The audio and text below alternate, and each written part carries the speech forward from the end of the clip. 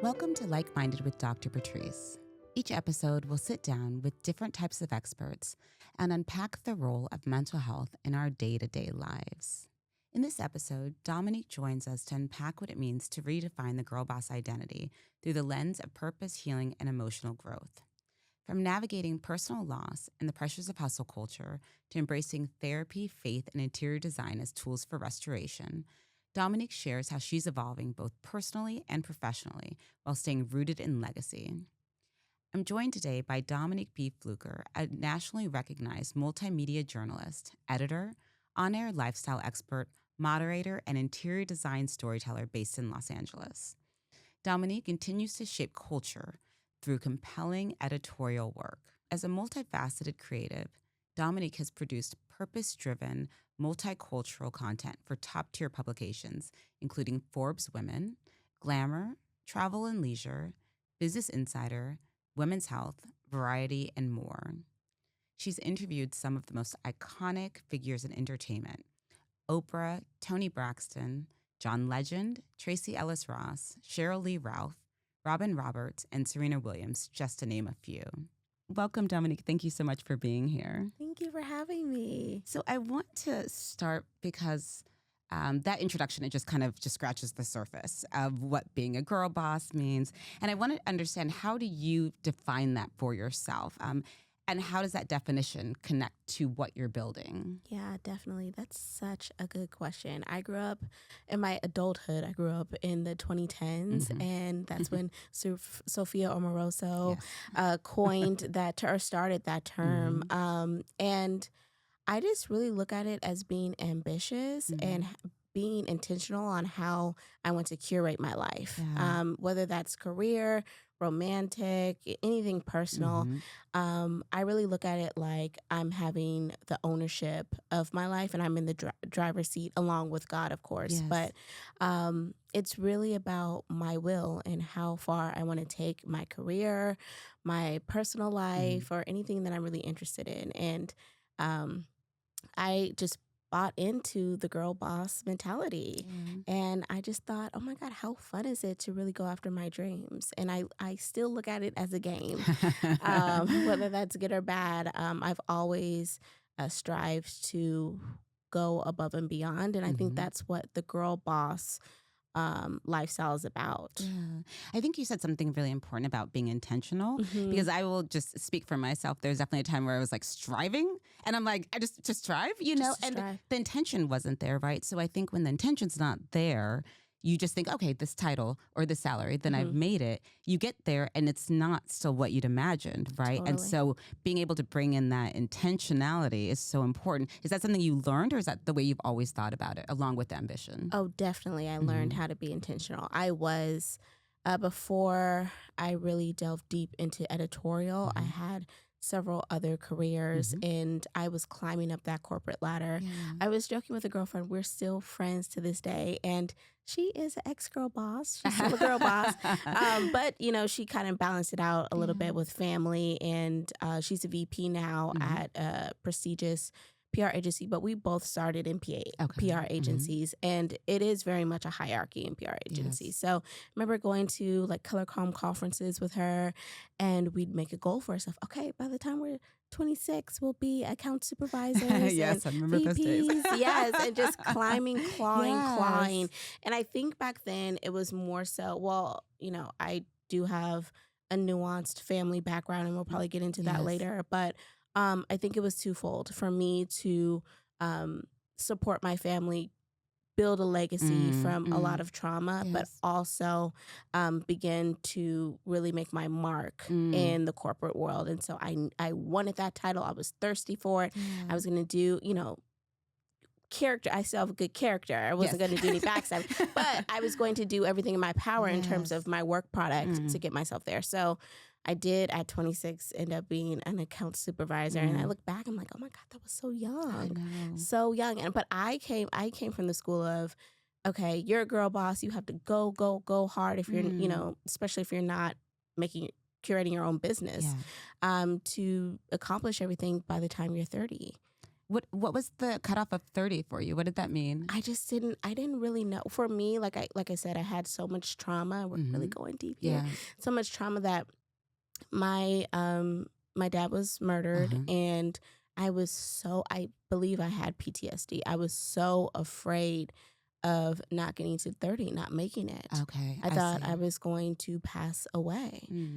Just because I had that, he was gone in an instant. Yeah. Can you talk a little bit about that? Are you okay? Yeah, about that? I'm fine with that. Thank you for asking. Mm-hmm. But yeah, my dad was murdered by, he was killed by a stray bullet in Oakland. That's where we're from. It was not intentional. There was a shootout and at a gas station. He was driving home from the gas station.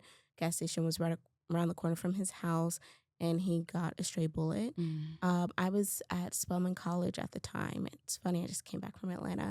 Shout out to Spelman. And I was on a domestic exchange program. Thank God I was, because I found out the news in my dorm, and that was the safest place for me to find out the news because of the support. Okay. And then from there, I worked really hard to kind of put back the pieces of my life and my mother's life. Yeah. How did you go? I mean, you're a college student, and it's 20. It's something, yes, you're so young, something you never imagined could happen. No. So like the shock of that. And then also like, I'm curious about then you feeling like the responsibility of now I have to build this legacy. I have to have all these accomplishments. Like, how did you get through that? Wow. I plowed through it. And this is something that I'm unlearning to do. But I plowed through it at that time. I was in the dorm, got the news, then I was whisked to California, planned the funeral. My mom really advocated for me to go back to Spelman and not take time off. I mean, outside of the 2 to 3 weeks of bereavement. And I thank her for that, because I am a first generation college graduate. And getting my degree was very important to both my parents. And I think she did not want me to wallow in the sadness and being Oakland. But when I went back to Spelman, I did get therapy. So I've been in therapy since 2013. So that has been a huge help. On the other hand, I dove head deep into work. I mean, I started my internship career really in my corporate life in Atlanta. I credit Atlanta for that. I started at Atlanta Magazine, Jezebel Magazine, and then worked my way up to through those internships at Modern Luxury. And I think that was my way of staying busy to cope. I think, Dominique, it's so hard with the grieving process, because first of all, it's so different. It comes in waves, right? And you can feel grief 5 years after something happens, 5 minutes. It's so unpredictable, right? In so many ways. And to know what is wallowing versus like what is just like grieving, and we don't often know. We didn't have those tools. We didn't know. Most people don't, right? We did not know the difference. Yes. And I do think I stand by her choice, but I wonder where my life would be if I took a year off or something like that. To this day, I haven't taken a break. I have not taken a year off of anything. Dominique, take a vacation, girl. Well, yeah, I think so. I think it's time. I think it's time. I think you've earned it, if anyone has. Okay, thank you. So I think that often like our parents are doing what they think is best for us, and you think in that case it was what was right for you. And I also wonder, if you didn't have the tools, what would that year have looked like? Would you have been able to heal? Would you have known how to heal yourself? And so it's not like there's no right solution. No right or wrong. It's just looking back and like, this is what happened. This is how I dealt with it. What would I do now, like with the tools that I have and like with the experiences that I have that maybe might be different? Totally. It was, I think the decision was based on survival for both of us. I think she really wanted me to go. My home school is Sarah Lawrence College. So I ended up going back to New York after, going back to Spelman, then I had to do a summer class to make up some credit at UC Berkeley. And then I went back to Sarah Lawrence to finish out my degree. And then that's when I got into corporate America. And then that was more survival than anything. I had to take care of my mom. Yeah. Tell me about that. Like financially, emotionally, everything with your mom. Okay. So that you did. I was the head. you didn't have like the luxury of, No. taking a break or whatever. So that was right after graduation? Yeah. Okay. Ever since 2014, I've been hitting the ground running and just working. And it was to this point of 2021 where I felt like my mom was good, I was good, we were stable in all aspects. And then that's when I started, I guess, quote unquote, dream chasing. I think it started a little bit in 2018 when I got the contract with Forbes. I was a senior contributor at Forbes, but I was moonlighting as a writer. Okay. But I had my full-time job. And then I said, you know what, why don't I just go for journalism full time? And so that was your dream chasing. Yeah. Tell me about that. I love that. I just packed up my apartment. I quit my job at TikTok. I was in tech at the time. So, I wanted to transition out of agency. It's really grueling work. Yes. And the culture isn't as friendly for people who look like us, to be quite honest, especially if you're at bigger agencies, which I was. I was at Edelman. Okay. When I decided to transition out, and then I went to Glassdoor. Met Instagram, LinkedIn, TikTok, not in the same order, but those major tech companies. And so I quit TikTok and I packed up my entire apartment, and because my mom was like, Dami, I think it's time for you to get your master's. I'm like, girl, like, haven't I done enough, bro? You're like, with what time? With what energy? I was like, maybe she's right, like maybe. And I wanted to go to USC so bad. And I did a master's there too. Yes, there we go, Trojan. And I just, at first I wasn't going to apply. I thought I missed the deadline. I was dragging my feet. I was nervous to go to LA. It's such a big city from Oakland, compared to Oakland. And I believe, I don't know if anyone believes in God, but I do. And I believe God told me to go back on the website because I missed the deadline. The deadline was extended. I applied that night, only applied to USC, Dominique, got in. That's amazing. Didn't even know I got in until I moved to LA, closed on the apartment. And I got in a month after I got settled. Wow. And then I just started. I was freelancing for Essence years ago, but then I stepped into an editor role there. So, but that was while I was in grad school. Wow. Okay, I'm curious. What do you think your mom saw that you needed when she suggested you go back to school? I think she honestly needed that. She saw that I needed my own life. And like your own dreams. Yes. Yeah. Because I know she felt this. She felt like I sacrificed a lot handling everything after my dad passed and managing everything for, his estate and for her. And I would do it all again, just to be clear. Yeah, my mother passed 2 years ago. So I'm just looking back on the time like, oh my God, I'm so glad I did that. Yeah. So I have no regrets, but I think she wanted me to find my own dreams again because they were definitely on pause after we found out the news, because I'm like, okay, I'm an adult. I grew up so fast after that. You really did. And it's so beautiful when someone that we love sees us in that way, and like sees what we need, even if you probably wouldn't have stopped. You'd still like be hustling, like doing, going from company to company. I wonder what would have been different if she hadn't encouraged you to do that. Oh, it would be totally different. I would still be in the Bay Area. Yeah. And she thought I was a star. She knew you were a star. She was like, Dami, when you get famous, you need to drop your last name, girl. It needs to be Dominique Brielle. I'm like, she had plans. Talking about, honey. She had plans. I'm in the trenches right now.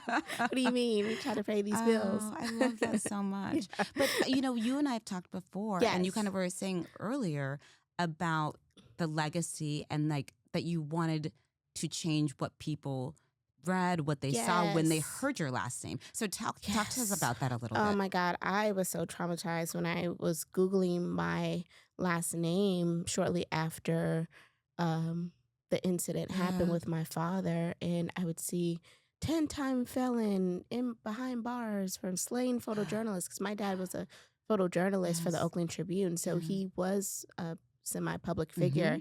And it was national news. And it was funny, like I just had lunch with a producer and she was like, oh my God, Dom, I don't know why I didn't put two and two together, but you're that girl. You in our news community, like, you know, their television news community, they knew of my dad and they knew of the story. She was like, girl, it was national news. I'm like, oh my God. I'm like, yes, hi, I'm that girl, you know, and people come up to me on the plane and be like, oh my God, you're that. You said a statement and it brought everyone to tears. And, you know, it was on the news. It was on digital. And so when you Google Fluker, that is what came up initially, the story. But I worked my hardest, even though it was really tough managing everything with corporate, my mom, and trying to round out this legacy. I threw an art show and partnered with a local artist who did an exhibit about, are you up in arms about guns? And so as a component to her exhibition, I made sure that I threw like a photo gallery show for my dad featuring his photos. Oh, it's amazing. Yeah, of Oakland. And people came and I made a speech. And of course, all his journalism friends came and supported. And then they wrote that story. And so that's the first thing that switched the narrative. But then I wanted to get into my career back. And, you know, I got Forbes, I got a bunch of other stuff. And when you Google Fluker, I usually pop up, or dad's photo show usually pops up. Well, and so interesting that, you know, like you went through the tech career and like PR and you ended up storytelling, like just like your dad is like a journalist. That's amazing. I grew up in the newsroom. Yeah. And a lot of people don't know that. People just think I just popped up. You're like, I have been grinding for years. I'm like this wonder kid who just popped up. But you know how folks are, honey. So I'm like, no, I've actually done, it might not look like the same trajectory as you, but I've done a lot of hard work, both emotionally and career-wise to get to this point here. Yeah. You mentioned, you know, feeling trauma about what happened and feeling like you had PTSD. And I think that sometimes, I don't know if this has been your experience, but I think sometimes we just think that's what happens. You know, a tragedy happens and you have PTSD and that's it. And we just like learn to deal with it, you know, and I don't think that we often realize that like in the beginning part of it, it's not even considered PTSD. Like you're having a normal reaction to something terrible happening, right? You know, you're having a normal reaction to an abnormal situation. And so that is what is supposed to happen. And then it's when we don't either allow ourselves or have the time, like seriously, do not have the time or like the space or the tools, you know, then it can become something else, right? You know, that it's not dealt with. But like grieving tragedy, you know, is something that we do react to, you know, in that way. And so I think now to like allow yourself like that time, not that it's going to be perfect or that it's not going to be painful, but that was what happened. I made the decisions that were like best for me and my family then. And now maybe I can like create some space for healing. And what does that look like for me now at this point in my life, you know? Oh, I love that question and that observation. It feels very exciting. It feels exciting to not be blocked by trauma. And I just came to that realization that I was with my mom. I was like, okay, now, that's my mama. What do you mean she's not here? What do you mean she has brain cancer? What both have worked so hard to get to this point of being stable. And what do you mean she has brain cancer? I just could not. And, you know, I've been in therapy for a while, but I needed something more. You know, that really took me over the edge privately, of course. And because the funny thing about me is I conditioned myself to not let it affect my work. Okay. So all right. we have a lot to talk about. We have a lot to talk about. Not in theory, you know, like, so no one really even knew what was going on with me until I wrote that essence piece about both of my parents. And then later this year, I wrote an essay about my mom. But anyway, it feels really, really exciting to get over that. And trauma and grief, it's always going to be in there. But I realized that it was living in my body. Yes. And what can I do to get the monkey off my back in a healthy way? And so I did do a grief therapy group through my church, and I was surprised that they had it, to be honest. Really? Okay, hold on. Let's slow down because we need to go into this. Yeah. I want to talk about that because I really want to talk about the importance of like faith and your healing. I also am curious, like, how did you know that your trauma was blocked, and like what was happening in your body, like where the trauma was, like what were the signs that you had? Yeah, for sure. I think body-wise, I had a lot of anxiety attacks, short breath. I would wake up, all that. My muscles were always tense. But then I didn't really want to move it felt like something heavy was on me, and I couldn't really move my body the way that I want to. And although I don't work out every day, I'm proud of myself for being able to do a power walk every day. That's a big step for me because it felt like I could not couldn't maneuver my body in a way. And I'm starting to feel like how I felt a little bit emotionally and physically before my dad even died. And I was like, wow, what was life even like before then? So I'm trying to remember that. Yes, it's so hard to remember because there's so much you had that, the world had put on you, but then also like the responsibilities that you put on yourself, right? That it's hard to, remember like that innocence maybe, or like that just carefree and playful. Having to worry about yourself. Yeah. And now I only have to worry about myself. Of course I care about my community and family and friends, but right now the main focus is on me. Yeah. And it feels good to get back to that place when I was 20 years old. Right.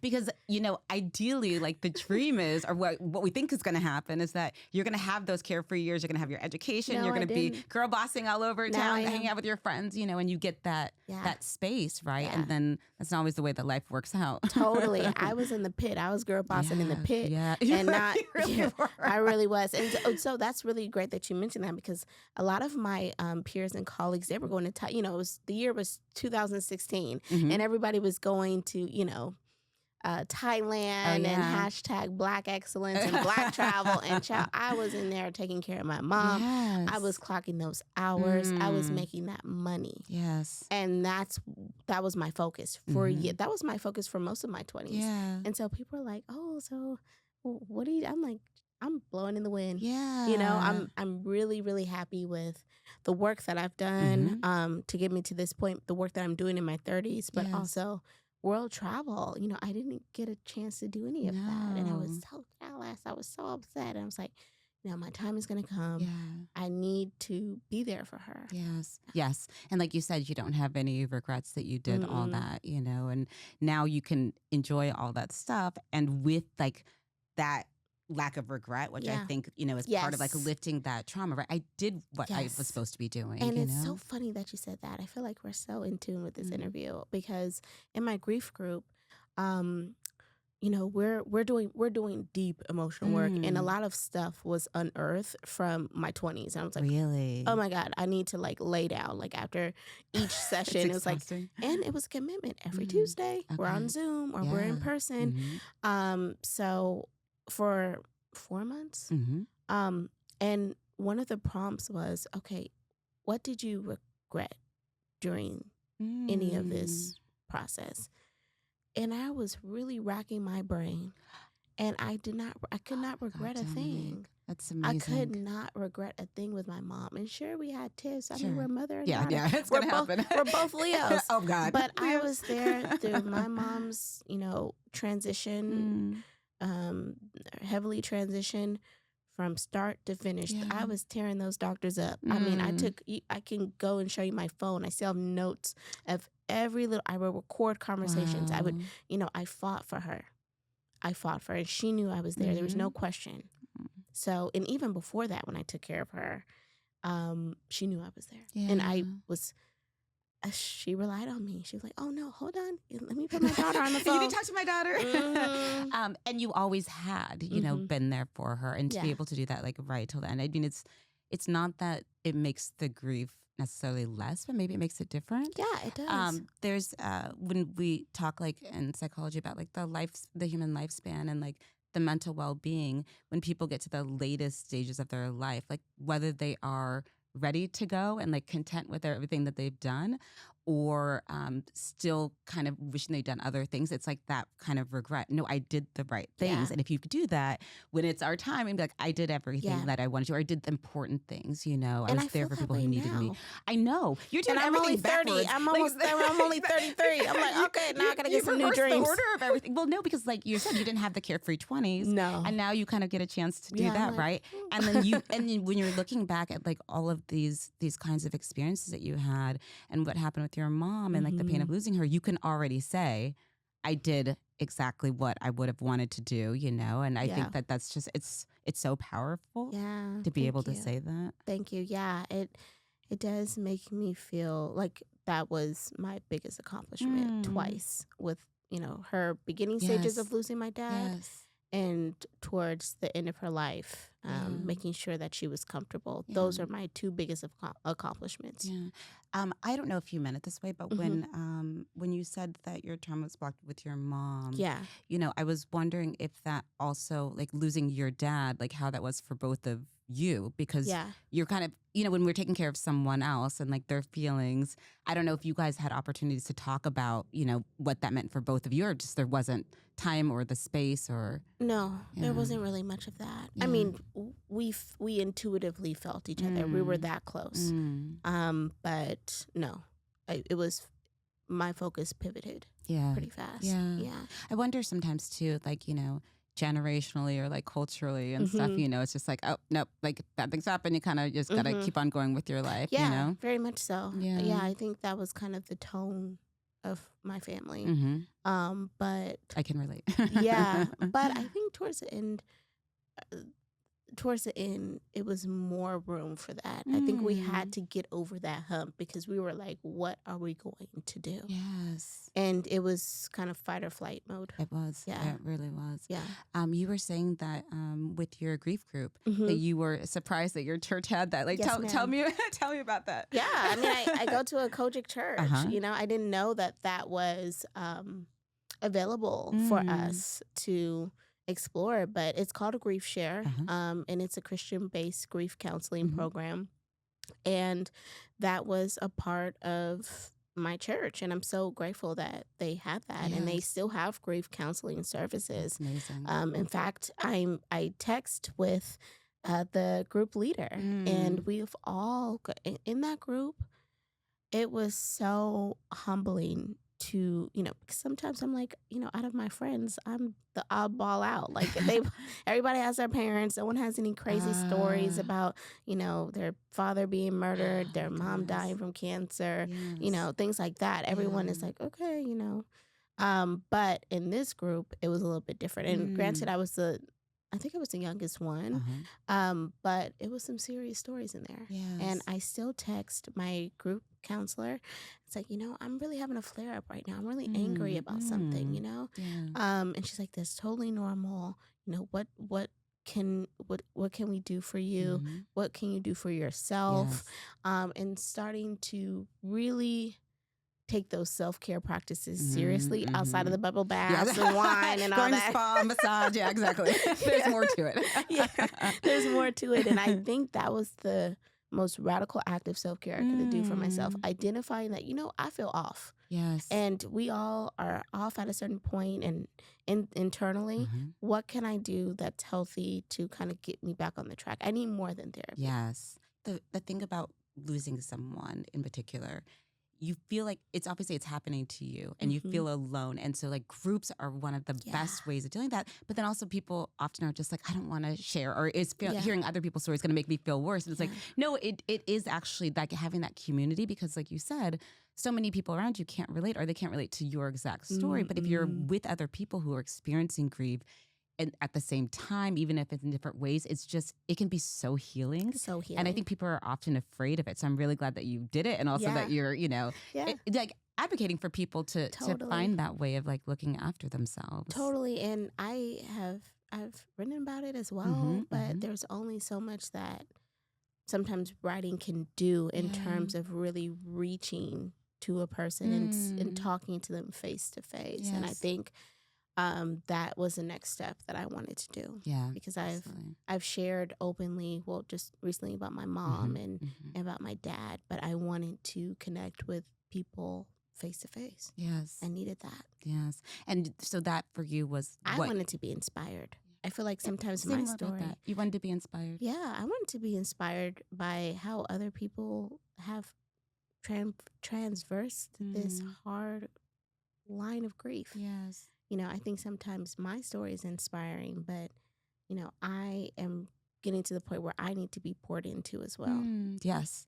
Yes. And I mean, tell me if I'm wrong or if like I'm not, picking up on this correctly, but, just the way, when we were talking about with your dad, like all the layers of that, because like some of the way that you talk about it almost sounds like you were embarrassed of what happened to your dad. Like there was shame around it, even though. It was shame. Yeah. Which is, I mean, like when we think about it now, it's like.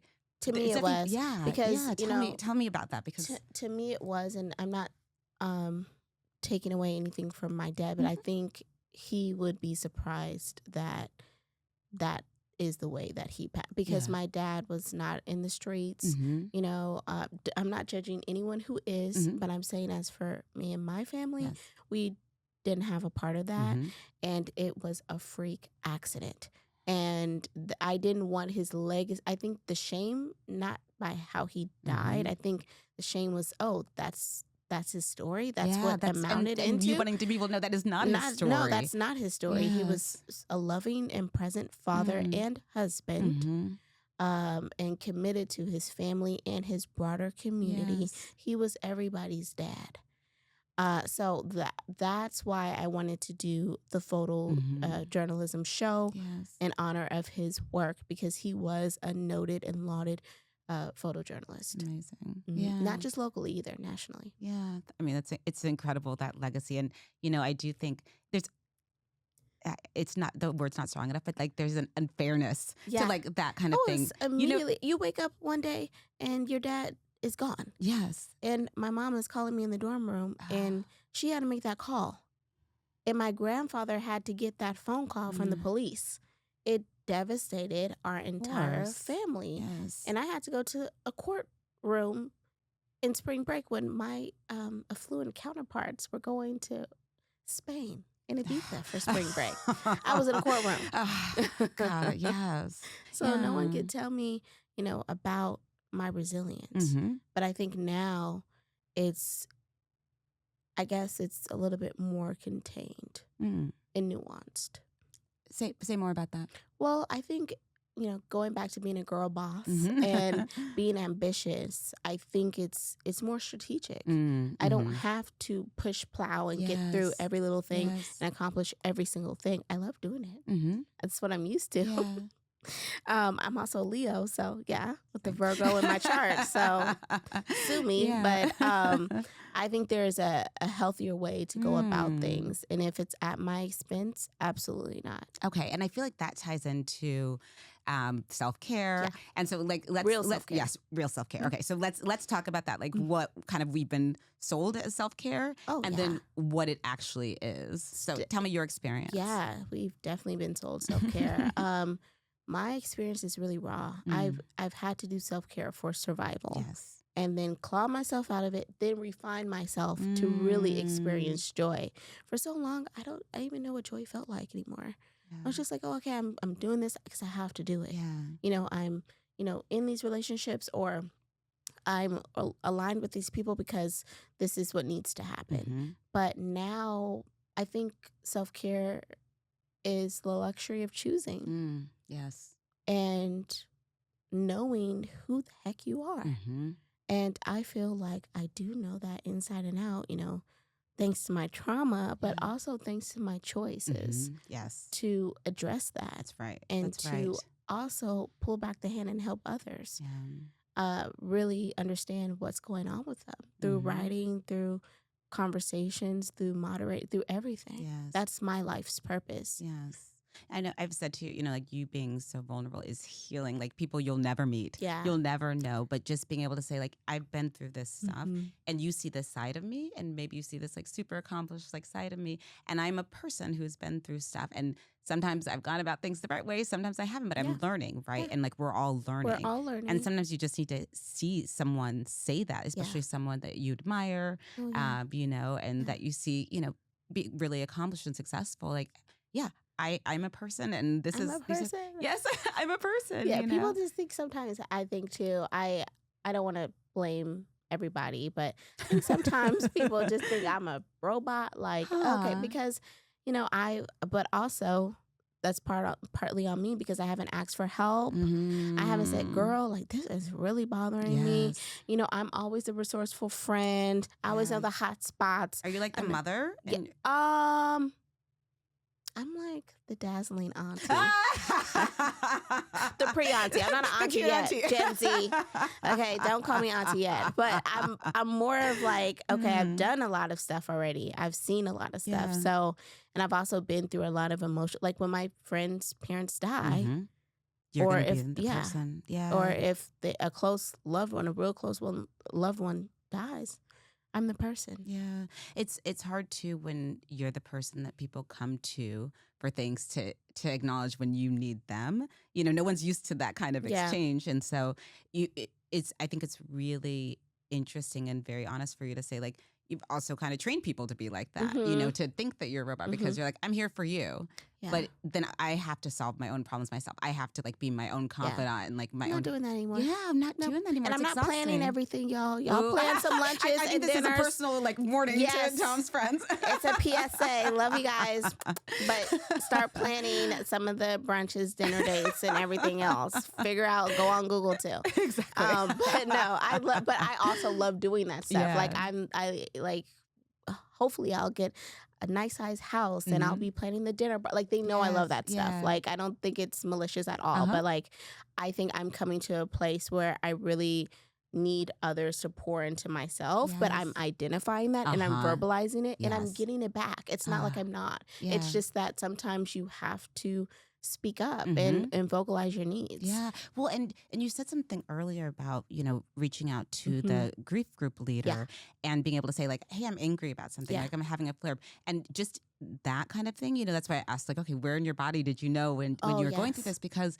sometimes you're just like, I'm mad. I'm just mad. I'm mad at the world. I mean, that's no, that's a trauma response, and how do I actually deal with that trauma response versus lashing out or holding it in, and so just being able to be in tune with your body, is key. For sure. And apologizing when I'm short because I'm anxious. Yeah. Like this has nothing to do with anyone. It's just that, okay, you know what? I'm anxious right now. I'm triggered for whatever reason. I'm short, but give me 5 minutes and I'm good to go. I'm back to my normal self. And I think some of that kind of stuff still lies in my body where it's like, oh my God, I can't control this circumstance and I'm frustrated. And I think that, a lot of anxious people have that, but I think it runs a little bit deeper for me because of my parents. Yes. And what exactly happened to both of them. Yeah, I think that's probably right. Yeah. And it's not, for people to excuse it. Like I own up to it. I say, I'm sorry.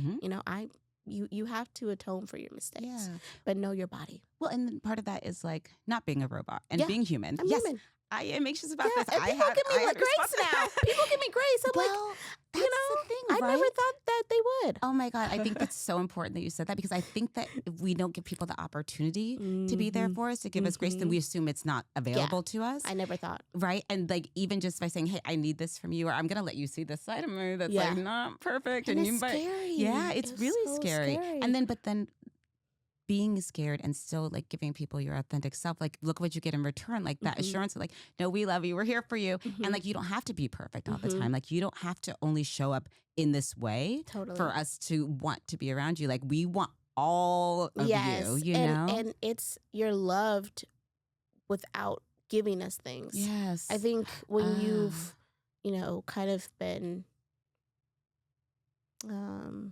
taught to achieve or a lot of dreams were placed on you, you start getting into the mode where like, okay, well, I'm doing good, so I can get someone's love, or this is just the norm. Yes. And I'm around really great people that I don't have to perform. I can be as messy, I can be as chaotic, I can be as intolerable as I want to be, and I still get that love, which is really, really important to my healing process.